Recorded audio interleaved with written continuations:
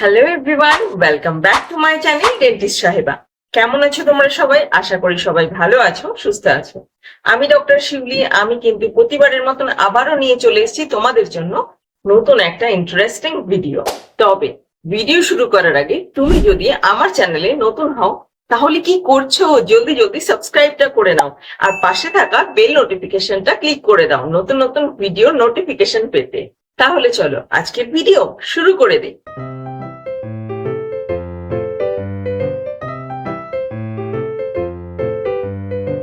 আজকের ভিডিওতে আমি আলোচনা করব চিক বাইট সম্পর্কে। কারোর কারোর ক্ষেত্রে কি হয়, যখন আমরা কথা বলি বা খাবার খাই তখন ভুলবশত আমাদের দুটো দাঁতের মাঝখানে থাকা যে গালের অংশটা অর্থাৎ যে ওরাল মিউকোসাটা, সেটা দুটো দাঁতের মাঝখানে এসে খুব বাজেভাবে কামড় লেগে কিন্তু ইনজিওর্ড হয়ে যায় জায়গাটা। ঠিক আছে, এটা কিন্তু জিভেও হয়ে থাকে এবং কখনো কখনো কিন্তু সেই জায়গা থেকে রক্তও বেরিয়ে যায়। তাহলে আজকে আমরা এটাই জানবো যে চিক বাইট সমস্যাটা কি কি কারণে হয়ে থাকে, এই চিক বাইট সমস্যাটা কি করে বন্ধ করা যায়, এবং এই সমস্যাটা যদি দীর্ঘদিন ধরে হয়ে থাকে সেক্ষেত্রে কোনো রকম কোনো ক্যান্সারের চান্স থাকে কিনা। আর অবশ্যই এই ভিডিওতে আমার কোনো হোম রেমেডিস থাকবে না, সেটা কি হতে পারে? তাহলে চলো প্রথমেই জেনে নিই এই সমস্যাটা কি কি কারণে হয়ে থাকে। চিক বাইটের ক্ষেত্রে কিন্তু বিশেষ কয়েকটা কারণ উল্লেখযোগ্য থাকে, তার মধ্যে আমি কতগুলো তোমাদের সাথে আজকে আলোচনা করব। তাহলে চলো পরপর পরপর আমি তোমাদেরকে কারণগুলো বলি। আচ্ছা, তাহলে চলে আসি 1 নম্বর কারণে। 1 নম্বর কারণ যেটা থাকে সেটা হলো কখনো কখনো দেখবে কারোর যদি টুথ ফ্র্যাকচার হয়ে যায়, অর্থাৎ দাঁত যদি কোনোভাবে ভেঙে যায়, তো সেই ভাঙা যে সারফেসটা থেকে গেল, যে ইরেগুলার সারফেস একটা তৈরি হলো, একটা রাফ সারফেস তৈরি হলো, সেই সারফেসটার খোঁচায় কিন্তু তখন কিন্তু আমাদের ওরাল মিউকোসাটা অথবা জিভ কিন্তু আমাদের ইনজিওর্ড হতে পারে। চলে আসি 2 নম্বর কারণে। 2 নম্বর কারণ যেটা থাকে, দীর্ঘদিন ধরে আমাদের দাঁত ঘষা খেয়ে খেয়ে, বিশেষ করে যাদের গ্রাইন্ডিং এর প্রবলেমটা থাকে বা ক্লিনচিং এর প্রবলেম থাকে তাদের ক্ষেত্রে কিন্তু এই সমস্যাটা হয়। দীর্ঘদিন ধরে দাঁত ঘষা খেতে খেতে কিন্তু দাঁতের যে ধারগুলো সেগুলো কিন্তু ভীষণ শার্প হয়ে যায়। ঠিক আছে, ভীষণ সুচালো টাইপ হয়ে যায়। এবার এই পরিস্থিতিতে যখন তখন কিন্তু আমাদের ওরাল মিউকোসা অথবা আমাদের জিভ কিন্তু ইনজিওর্ড হতে পারে। তারপর চলে আসি 3 নম্বর পয়েন্টে। 3 নম্বর পয়েন্টে যেটা থাকে সেটা হলো কারোর দাঁত গঠনগত ভাবে কিন্তু অনেকটা সুচালু প্রকৃতির, অর্থাৎ অনেকটা শার্প হয়ে থাকে। ঠিক আছে, ক্রাউনটা অনেকটা শার্প হয়ে থাকে, যে কারণেও কিন্তু তখনও কিন্তু ওরাল মিউকোসা বা আমাদের যে টাংটা রয়েছে সেটা কিন্তু ইনজিওর্ড হতে পারে। পরের পয়েন্টে চলে আসি, যারা বয়স্ক আছেন, যাদের ধরো একটাও দাঁত নেই, তাদেরও কিন্তু গালে কামড় লেগে গাল কাটতে পারে। নিশ্চয়ই তোমরা ভাবছো যে এটা আবার কি করে সম্ভব, মুখের মধ্যে একটাও দাঁত নেই অথচ গালে কামড় লাগবে। আমি নিশ্চয়ই ভুলভাল বকছি, এরকম কোনো ব্যাপার নয়। আমি বলছি জিনিসটা কিভাবে হয়। দেখো, যাদের মুখের ভেতর একটাও দাঁত থাকে না, তাদের মধ্যে যারা যারা ডেঞ্চার ব্যবহার করেন, কমপ্লিট ডেঞ্চার, অর্থাৎ যারা যারা পুরো বাঁধানো পাটি, দাঁতের যে পাটি আমরা বাঁধিয়ে দিই, তো সেইটা যারা যারা ইউজ করেন, তো তাদের ক্ষেত্রেও কিন্তু অনেক সময় কথা বলার সময় বা খাওয়ার সময় বা চেবানোর সময় তখন কিন্তু এই প্রবলেমটা হয়ে থাকে, তখন কিন্তু গালে বা জিভে কামড় লাগতে পারে এবং সেখান থেকেও কিন্তু ওরাল মিউকোসা ইনজিওর্ড হতে পারে। চলে আসি এবার তাহলে 5 নম্বর পয়েন্টে। 5 নম্বর পয়েন্ট যেটা রয়েছে, ধরো কারোর পেছনের দিকের কয়েকটা দাঁত নেই, এবার সে পেছনের দিকের দাঁতের পাটিটা বাঁধিয়েছে। ঠিক আছে, সেক্ষেত্রেও কিন্তু সে সেটা ব্যবহার করে খাবার খেতে যাচ্ছে বা কথা বলতে যাচ্ছে, তখন কিন্তু তার ওরাল মিউকোসাটা ইনজিওর্ড হচ্ছে।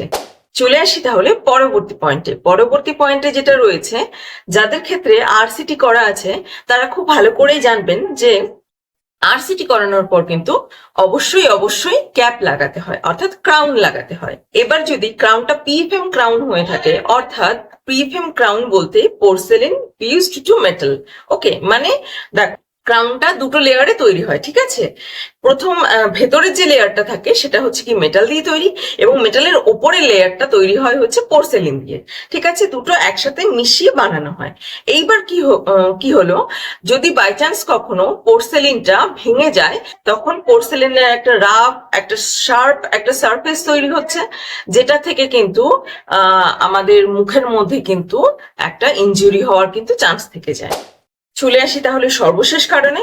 সর্বশেষ কারণ যেটা রয়েছে, যাদের ক্ষেত্রে ওপরের পাটির একদম শেষের দাঁতটা, অর্থাৎ যাকে আমরা আক্কেল দাঁত বলে থাকি, উইজডম টিথ, তো সেই আক্কেল দাঁতটা যদি মাড়ির সঠিক জায়গায় না গজিয়ে যদি সেটা গালের দিকে মুখ করে গজায়, যেটাকে আমরা ডাক্তারি পরিভাষায় বলে থাকি বাক্যভার্টের যদি গজিয়ে থাকে, তো সেক্ষেত্রে যখনই তুমি মুখ বন্ধ করতে যাবে, মানে খাবার খেতে যাবে, চেবাতে যাবে, যখনই তোমার মুখটা বন্ধ আর খোলা হবে, তখনই কিন্তু কি হবে, ওই যে দাঁতটা গালের দিকে মুখ করে যে গজিয়েছে, সেই দাঁতটা কিন্তু তখন গালটাকে বারবার আঘাত করে, গালের ভেতরটাকে, ওরাল মিউকোসাটাকে বারবার আঘাত করে কিন্তু সেখানটা ইনজুরি করে দেবে।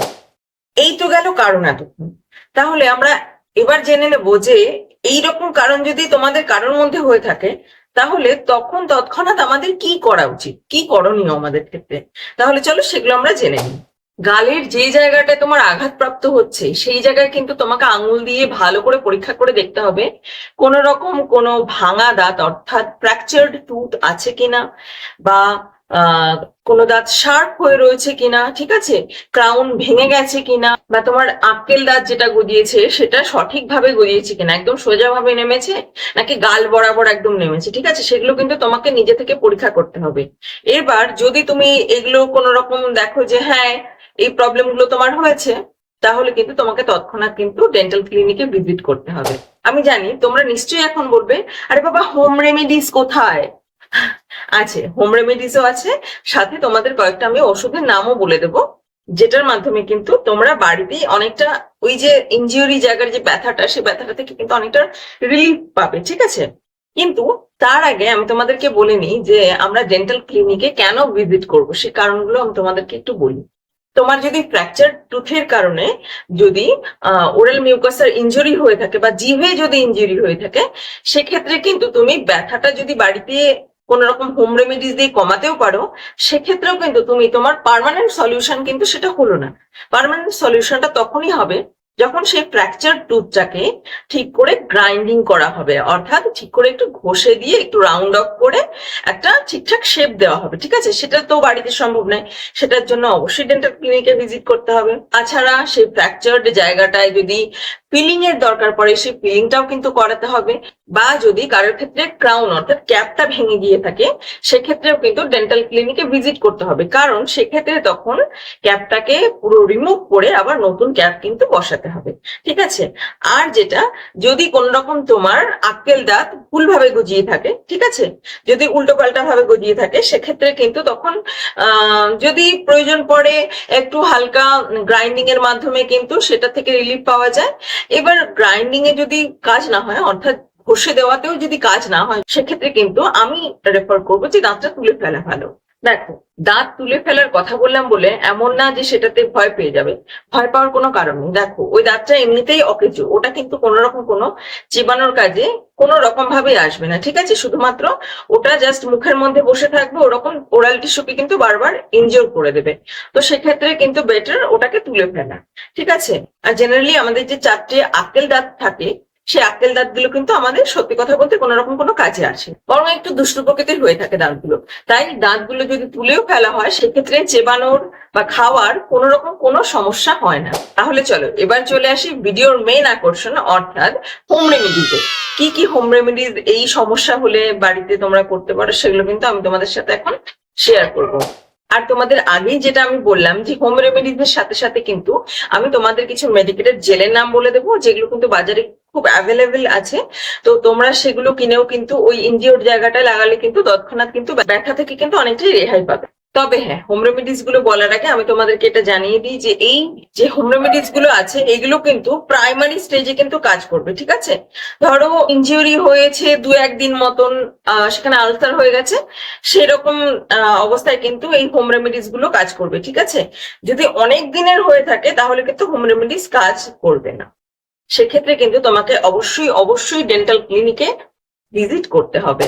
চলে আসি তাহলে প্রথম হোম রেমেডিজে। প্রথমেই যেটা আমি বলবো, এটা কিন্তু প্রত্যেকের রান্নাঘরে থাকে, সেটা হচ্ছে কি বলতো, হলুদ।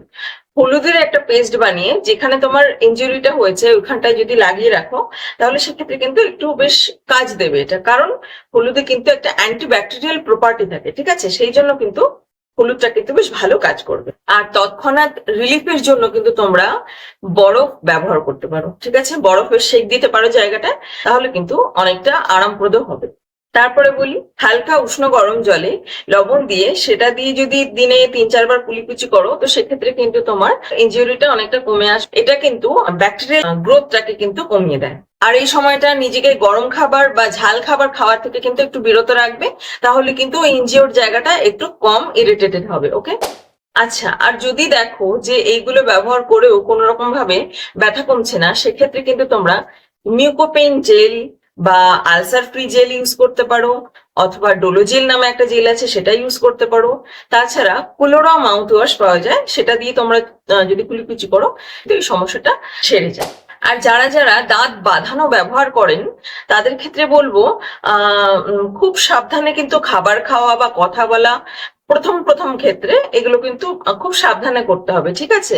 নয়তো কিন্তু হুটহাট করে করতে গেলে কিন্তু কামড় লেগে যাবে জিভে বা গালে, কিন্তু কামড় লেগে গিয়ে কিন্তু জায়গাটা কেটে যাওয়ার একটা চান্স থাকবে, ঠিক আছে?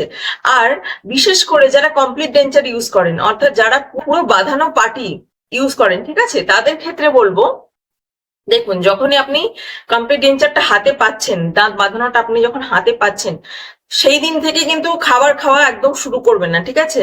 এই কমপ্লিট ডেঞ্চারটা মিনিমাম কিন্তু 1 মাস পরে আগে প্র্যাকটিস করে নিতে হয়, তারপর কিন্তু খাওয়ার প্রশ্ন আসে, ঠিক আছে? প্রথম দিন ওটা পেয়েই একদম মুখে পড়ে আনন্দে খেতে শুরু করবেন না, তাহলে কিন্তু খুব বিপদ হয়ে যাবে। চেবাতেও পারবেন না, খেতেও পারবেন না, এমনকি আপনি কথাটাও বলতে পারবেন না। প্রথম 1 মাসটা শুধু কমপ্লিট ডেঞ্চার পরে খাওয়া, কথা বলা, এগুলো কিন্তু প্র্যাকটিস করতে হবে, ঠিক আছে? এগুলোর নির্দিষ্ট নিয়ম আছে, সেই নিয়মগুলো কিন্তু ফলো করতে হবে। কমপ্লিট ডেঞ্চারটা পেশেন্ট হাতে পাওয়ার পর সেটা 1 মাস পরে যে যে প্র্যাকটিস গুলো করতে হয় সেগুলো কিন্তু আমি আপাতত এই ভিডিওতে বলতে পারছি না, তাহলে কিন্তু ভিডিও অনেক বড় হয়ে যাবে। আমি পরবর্তীতে চেষ্টা করব এই সম্পর্কে একটা ভিডিও আনার। তাহলে চলো এবার আমরা জেনে নিই যে এই সমস্যাটা যদি দীর্ঘদিন ধরে হয়ে থাকে, তাহলে এই থেকে কোনোভাবে ক্যান্সার হতে পারে কিনা। দেখো, যদি এরকম হয়ে থাকে যে ইনজিউরিটা 5-6 দিন হলো হয়েছে, সেক্ষেত্রে কিন্তু ভয় পাওয়ার কোনো কারণ নেই, যে 5-6 দিনে কিন্তু কখনো ক্যান্সার হবে না, ঠিক আছে? কিন্তু হ্যাঁ, যদি কারোর ক্ষেত্রে 7-8 মাস ধরে জিনিসটা হচ্ছে এবং সে কোনো রকম পাত্তা দিচ্ছে না, তো সেক্ষেত্রে কিন্তু অবশ্যই তার একটুখানি এই ব্যাপারটা নিয়ে চিন্তা করা উচিত, অবশ্যই কিন্তু ডক্টর দেখানো উচিত। তখন কিন্তু এটা থেকে ক্যান্সারও হতে পারে, ঠিক আছে? তাই এরকম কোনো সমস্যা হলে তৎক্ষণাৎ কিন্তু ডেন্টাল ক্লিনিকে ভিজিট করতে হবে প্রপার ট্রিটমেন্টটা পাওয়ার জন্য, ঠিক আছে? তাহলে এই ছিল আজকের ভিডিও। আই হোপ ভিডিওটা তোমাদের ভালো লেগেছে। ভিডিও ভালো লাগলে লাইক করে দিও, আর যদি ভিডিওটা হেল্পফুল মনে হয় তাহলে অবশ্যই কিন্তু সবার সাথে শেয়ার করে দিও। কোনো প্রশ্ন থাকলে অবশ্যই কিন্তু কমেন্ট সেকশনে জানিও। আর নতুন নতুন ভিডিও পেতে কিন্তু আমার চ্যানেলটাকে অবশ্যই সাবস্ক্রাইব করে দিও, ঠিক আছে? তাহলে চলো, দেখা হচ্ছে পরবর্তী কোনো ভিডিওতে নতুন কোনো টপিক নিয়ে। ততক্ষণ stay happy, stay healthy, stay tuned. Tata.